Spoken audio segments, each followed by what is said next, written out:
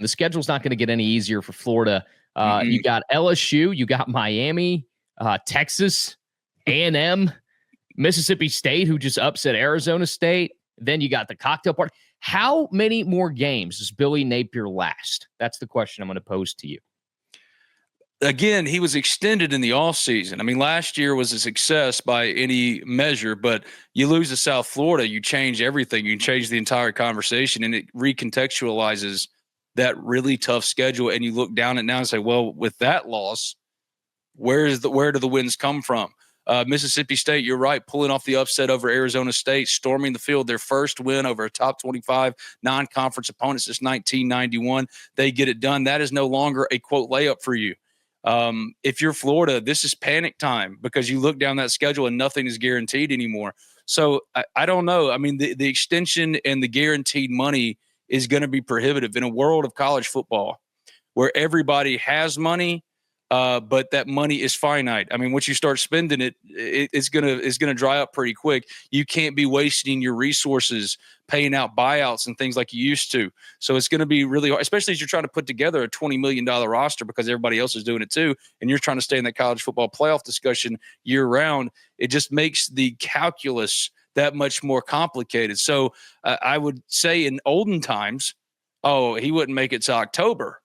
If, or end of October, I should say. But now it's a whole different can of worms that you're dealing with. So I don't know. I think he has an opportunity with that schedule to course correct and win enough games to where South Florida becomes a blip on the radar. But all the goodwill that you built up last year in getting that extension, you completely zapped by losing to South Florida because it just derails everything you're trying to do. So I think it's a little bit more of a complicated question than it used to be because, again, old days, you're like, man, the way this thing's looking, they're going to be struggling to get to 7-5, and that's not going to cut it in Florida. And it still doesn't cut it in Florida.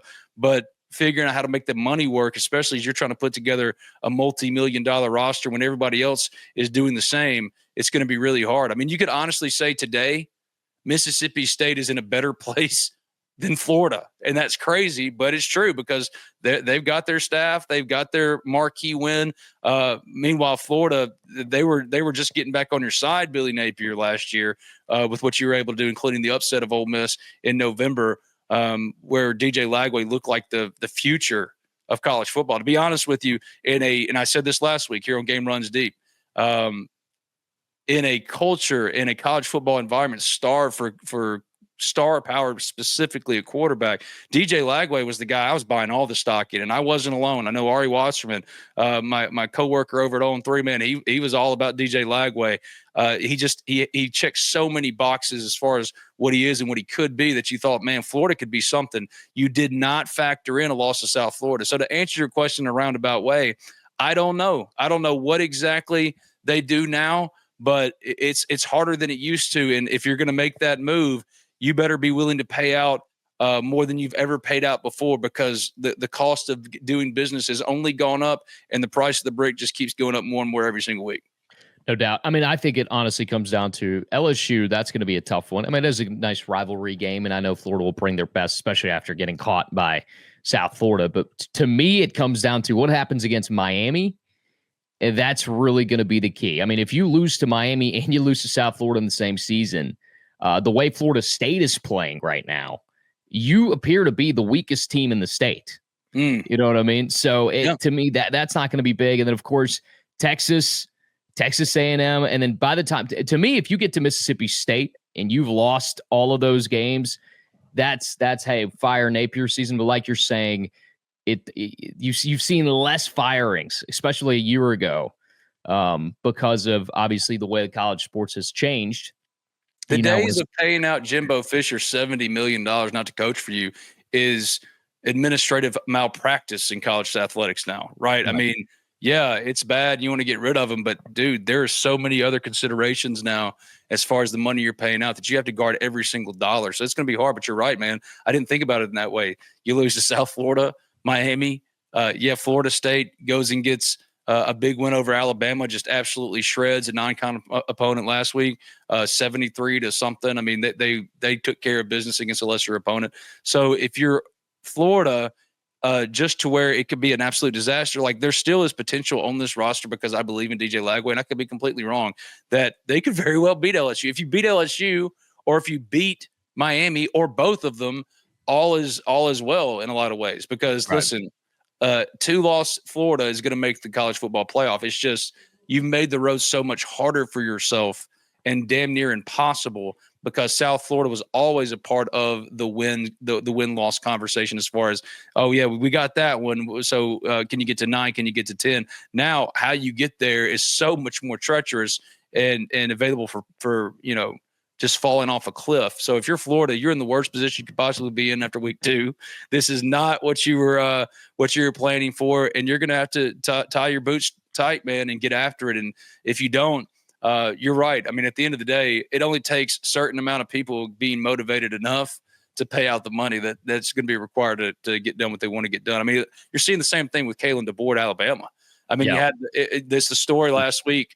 National story. Some woman was interviewed in Alabama, was asked essentially, hey, if you win the Powerball, what would you do with the money? She said, I'd buy out Kalen DeBoer. This stuff is serious for some people down here in the Southeastern Conference. Not just DeBoer. She wanted to get rid of the AD. I mean, the AD, Greg Byrne. I mean, good luck, buddy. I mean, y'all are in the firing, in the firing line right now. They're pissed off.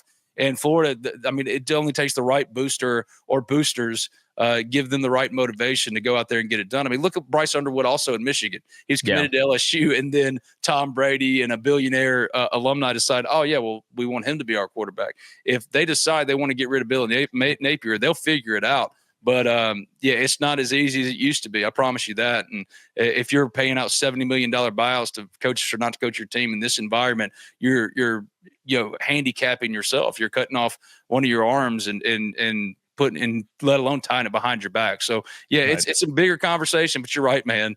It could spiral so quickly for them. And if you become, at the University of Florida, the house that Steve Spurrier built, the 4th team in Florida, there's no other move to make. I get that, but it's just like dead gum. Think about all the money you paid. That's why Scott Strickland's like, dude, did you have to extend him last year? You got to extend him, but did you have to? I mean, you've got to really think about these kind of things now. And Ole Miss didn't extend Mike Bianco in baseball. It's as far a smaller example, but it's like, you got to protect the university too, because when you get into these unfortunate situations that can happen with underperformance, man, it just makes things so much more complicated, Sudu. No doubt. And I forgot about UCF. I mean, granted, they haven't played anyone remarkable the first 2 weeks of the season. They almost lost to Jacksonville State, actually, in the season opener. But, that's another team. I mean, if they can beat Belichick in North Carolina, Kansas State looks pretty like you're looking at every other team in the state that's a FBS school being better than the mighty Florida Gators. So I think that cannot happen. And, it's all about money, but these guys with money have egos, the boosters, the people with the money, the difference makers. And if UCF and USF are better than you, Florida State, Miami, that's one thing. UCF, USF are in a better spot than you. Yeah. That may be grounds to, hey, it's time. So